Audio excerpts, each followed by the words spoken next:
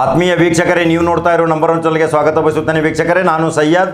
ಇದೀಗ ಬಂದ ಸುದ್ದಿ ವೀಕ್ಷಕರೇ, ಇದೊಂದು ನಮ್ಮ ದಕ್ಷಿಣ ಕನ್ನಡ ಜಿಲ್ಲೆಯಿಂದ ಒಂದು ಬಹಳ ವಿಚಿತ್ರಕಾರಿ ಒಂದು ಸುದ್ದಿ ಬಂದಿದೆ.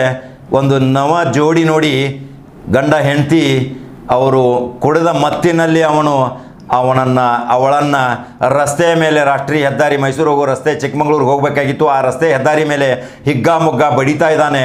ಆ ಹೆಣ್ಮಗಳು ಚೀರಾಡ್ತಾ ಇರುವಾಗಲೇ ಅಲ್ಲಿ ಹ್ಯೂಮನ್ ರೈಟ್ಸ್, ಮಾನವ ಹಕ್ಕು ಆಯೋಗಗಳ ಸಂಸ್ಥೆಯ ಸದಸ್ಯರು ಅದನ್ನು ಹಿಡಿದು ಅವರನ್ನು ಬುದ್ಧಿವಾದ ಹೇಳಿದ್ದು ತಾವು ನಮ್ಮ ದೃಶ್ಯದಲ್ಲಿ ನೋಡಬಹುದು ವೀಕ್ಷಕರೇ.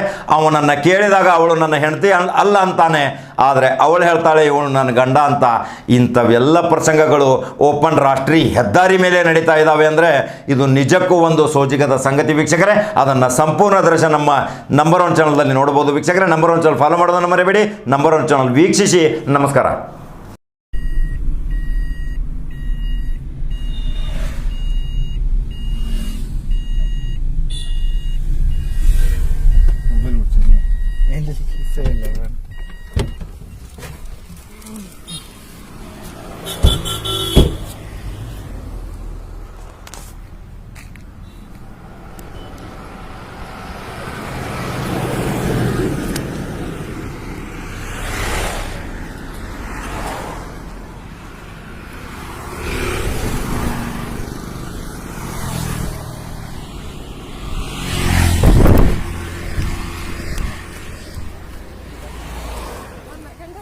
ಏನ್ರಿ ಏನು ಪ್ರಾಬ್ಲಮ್ ಏನು?